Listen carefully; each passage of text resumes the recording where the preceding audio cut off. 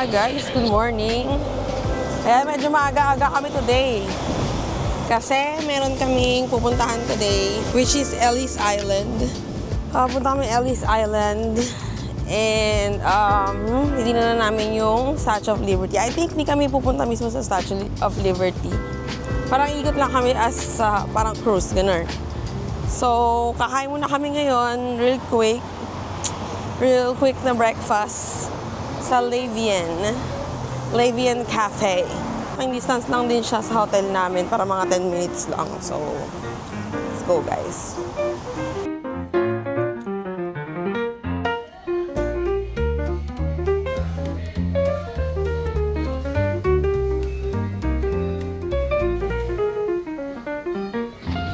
So, ayun na nga guys, nandito na tayo sa meet-up kung saan yung group natin papunta ng cruise. Or mga 20 minutes drive. Kaya, medyo mainit ng konti, pero feeling ko kasi nasa cruise kami, kaya lalamig. Mamaya, diba, kasi yung hangin and everything, kaya nag-doble-doble rin ako ng jacket. Anyways, hintay lang kami ng minuto, tapos balik na rin kami. I will be leaving the boat and waiting at the end of the dock in front of the wall for you, alright? Ayun na nga, pupunta kami muna sa Statue of Liberty. Feeling ko hindi kami bababa doon kasi sabi niya naman is yung view is nandun sa pinaka right side ng boat. So, gora kami doon. Sa weather-wise, I think carry bells, kaya. Medyo makapal nga lang talaga yung suot ko right now. But yeah, nakaka-excite guys kasi I haven't seen Statue of Liberty ng very, very close. So yeah, let's go!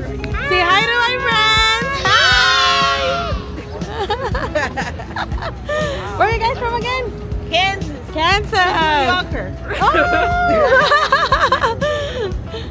There you go! Ayan, bandang huli napunta sa dulo. Pero okay lang guys, maganda naman yung view dito.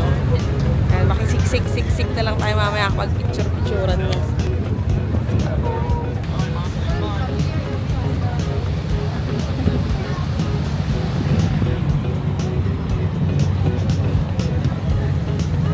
So we're on our way to Statue of Liberty. Ayan, hindi nga kami bababa doon. But, yeah. So nice, the weather is so nice. Hindi masyadong malamig. So okay lang yung weather. Hindi din masyadong mahangin. So carry. Kaya sobrang dami ng tao, guys. O, di ba? Pack na pack talaga lahat. Pero tingnan niyo sa baba. Sana dito na lang kami sa baba eh. O, di ba? Ang luwang. Hindi tayo aalis dito. Dito tayo. Didikit lang ako dito.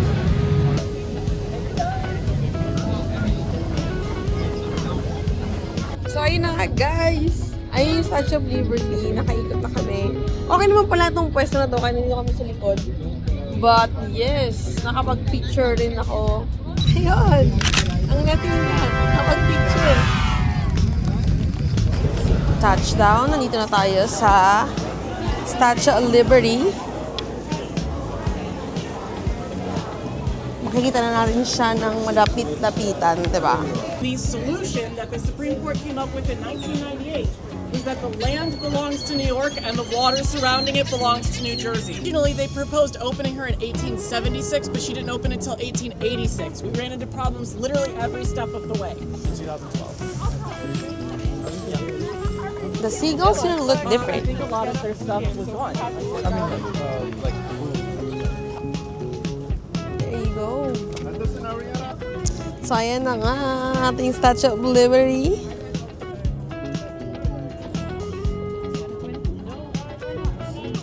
Ayun na, so nawala ko ang aking mic. It's okay. When was the last time you had it? Sa banyo. Huh? Sa banyo. We'll see. Sure? I don't wanna go back. A few moments later. Guys, nahanap ko siya. So, ayun, may mic na ako. Pagkapunta ko doon, chinek ko yung banyo and everything. Pero pagka-check ko doon sa information desk, nandun siya sa top nung desk nila. So, ayun, may nagbalik. Thank you so much sa mga New Yorkers or kung sino man Kung mapapanood mo man to, thank you so much. Ayun, napakabait ng mga tao dito, guys. My boyfriend is the reason why.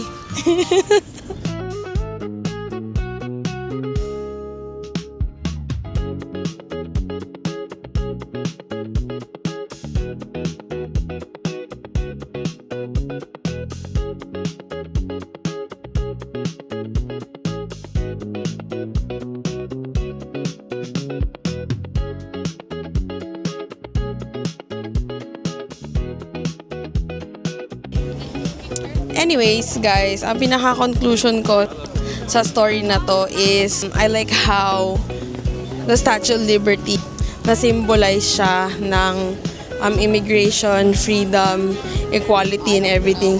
And it's a woman, you know? So, yun yung isa sa mga pinaka-na-inspire ako na story. Isa yun sa mga kinilabutan akong part. And also, yung artist ng statue na yun, alam mo yun, like, sobrang laki ng imagination mo, sobrang laki ng dreams mo, ng passion mo na ikaw yung nakaisip, nag-build nung Statue of Liberty. So, yeah, napaka-inspiring nung part na yun. Sa lahat ng mga artists dyan, sa lahat ng mga, you know, may passion talaga sa art, do what you're doing and huwag kang hihinto kasi, you know, hindi mo alam, isa ka na pala sa artist ng isa sa mga pinaka-inspiring na art sa buong mundo. Napakakilabot nung story, napakakilabot nung sobrang worth it nung tour. And isa yun sa mga i-recommend ko sa inyo, guys, na do this tour, guys. Sa mga mahilig sa history, grabe. Worth it. Sobrang worth it, guys. And I like the view. I really like the view here. Ayan. You can see, guys, yung coins dyan sa gilid. It shows how copper turns into green. Same sa Statue of Liberty.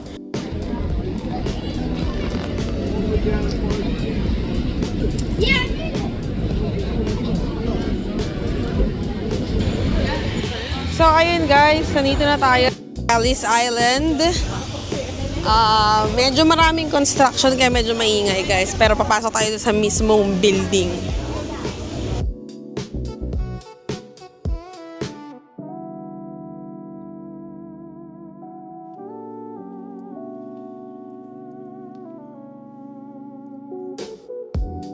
So, guys, dito sa taas na to, dito yung registry room. So, napupuno to ng 5,000 people almost every day.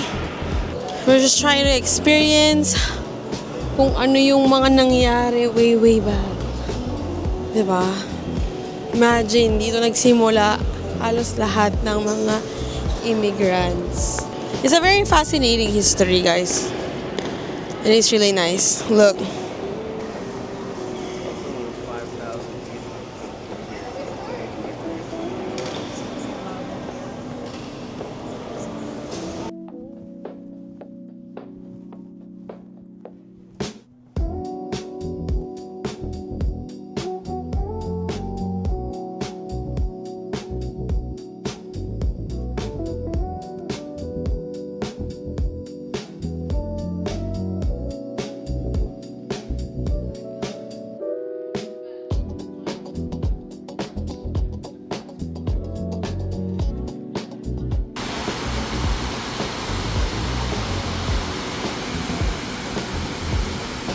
Okay, so papunta na kami ngayon ng One World Trade Center. So, 15-minute walk from here. I think papasok kami sa museum part and then observatory.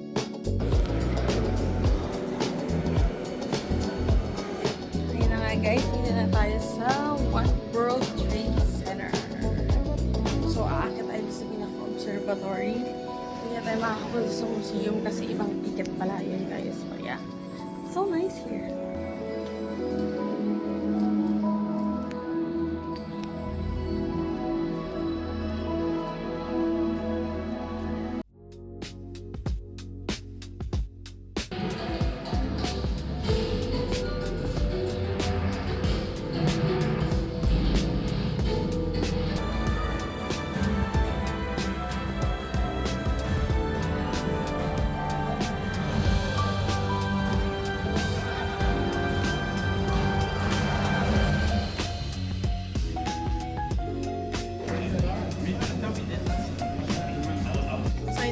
nandito tayo sa observatory.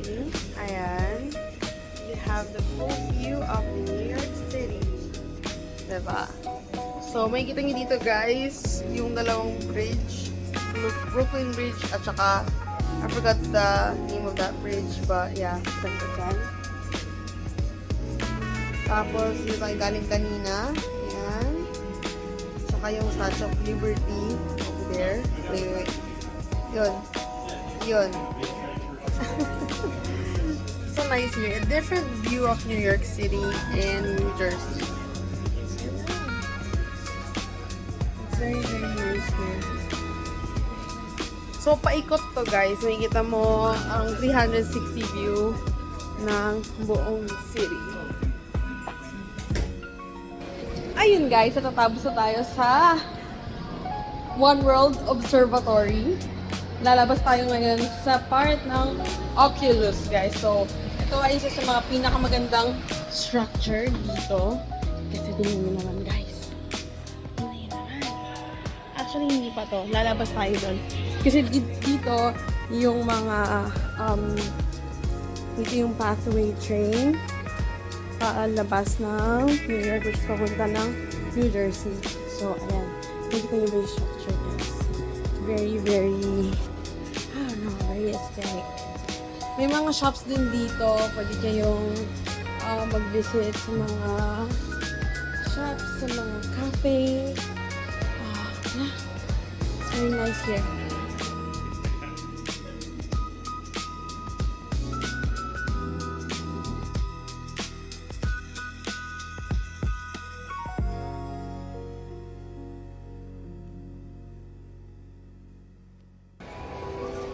There you go. See that, guys? Ang cute, diba? Tapos, ayan. Ayan yung path train to New Jersey. So, it's so nice here. Makikita mo, napakadaming mga shops here na pwede nyo puntahan.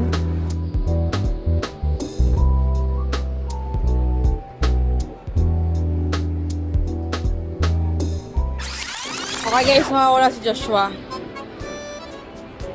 Sa dami-dami ng tao, hindi ko alam kung nasaan siya. Ayun, nahanap ko na siya. Parang lagi kami may sariling mundo kapag naggagala eh. Tapos maghahanapan na lang kami after 5 minutes, ganun.